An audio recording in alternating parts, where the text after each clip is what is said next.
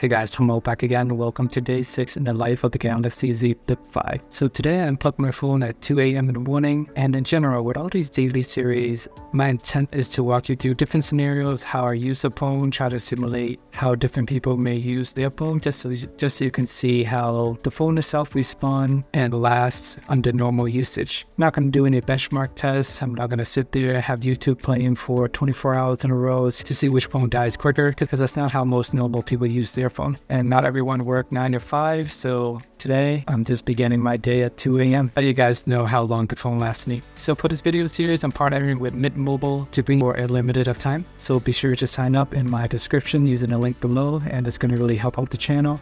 And I think it is a pretty amazing prepaid plan, so there's no commitment. If you don't like it, then you don't need to renew it after the first 3 months. But so far, I have had a great experience, and I would highly recommend them. So without wasting any more time, let's jump into day 6 in the life of the Galaxy Z Flip 5. So after waking up at 2 a.m. to feed my baby, I actually went back to bed and didn't fully begin my day until 8 a.m. in the morning. And by 10 a.m., my phone is at 80%.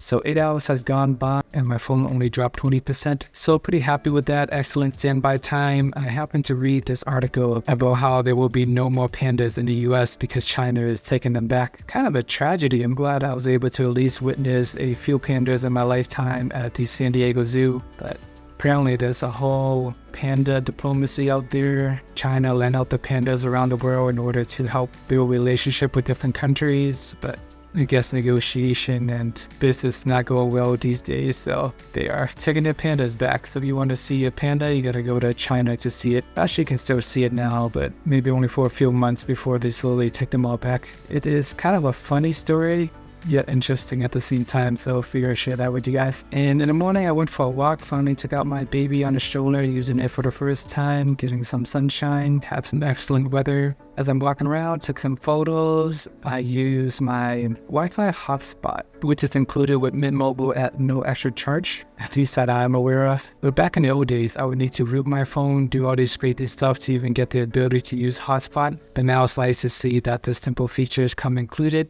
Very easy to set up. So I just turn on my hotspot and I use my Spirit Galaxy S20 to do business on the side and handle my online e-commerce sales. And by close to 1 p.m., my phone is at 37%. Made my way back home, just chill on the couch. By 3:04, I'm hitting the 13-hour mark. There's 14% left in the battery. And as I'm walking around the house, doing chores, holding the baby, I have music playing in the background through the phone speaker. By 4 p.m., we are at 5%, and I'm currently trying to squeeze in one last session of Pokemon trading card game, and we're struggling here with 1% left on the battery. So definitely living life on the edge there. I want to see how far I can make it and attempt to finish a battle before the phone turns off. So definitely some extra unnecessary stress, because I'm holding the baby with one hand, so I can't really reach over and grab the charger. This is the life I chose, and here I am. Actually, I end up losing the match because I end up noobing it up by making a rookie mistake. Not because the battery died. I think the battery actually lasted me until about 5 p.m. or so, just sitting in my pocket for the last hour. So beginning the day at 2 a.m. and last until 5 p.m., which is pretty impressive. It should be enough for most people who work 9 to 5. If you begin your day at 9 and end your day at 5, then it'll last you the rest of the night. But since I began my day at 2 in the morning, it still lasted me all the way till 5 p.m. I think that's pretty good for moderate heavy usage. I had hotspot going on for 20 minutes. I even recorded video of my baby doing tummy time for 9 minutes. So some camera usage there, hotspot as well, and it still lasted 15 hours. Pretty happy with that. It's good to see that the Snapdragon 8 Gen 2 is really efficient with this phone. Significant improvement over the Galaxy Z Flip 4 last year, just in terms of battery life alone. When I was using the Z Fold 5, I didn't see that much of a battery improvement, but with the Flip, I noticed a really big jump compared to last year. Alright guys, this concludes day 6 in the life of the Galaxy Z Flip 5. Been pretty happy with the battery life, and I make a point to not even charge it, and it still lasts me 15 hours. Most people charge their phone overnight anyways, and under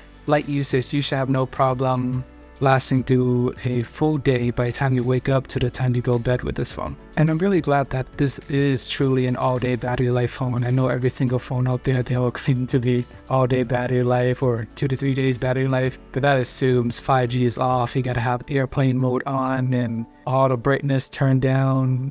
ultra battery saving mode and all those weird situations. This phone is literally right out the box. I'm just using it and everything's working fine. Not to mention that I bought a new used phone and it practically feels like a brand new phone. No scratches, no dents, somewhat helping the world reduce waste by giving this phone a second life and not buying a brand new phone. So if you can, I would recommend the renew route or just buying a new used phone. Actually been working out pretty well, and this particular experience has been great for me. And Amazon has a 30-day return policy as well, so if it don't work out, you can always return it. And on this day 6, I barely used the cover display much. After complaining the first few days about not being able to use apps in the front, I was able to get the apps working in the front, and now I don't want to use it anymore. It's still slightly annoying to have to open up the phone every single time, but you get portability, you get a stylish phone, but you do have to put in some extra work to open up the phone every time you really want to use it for its full potential.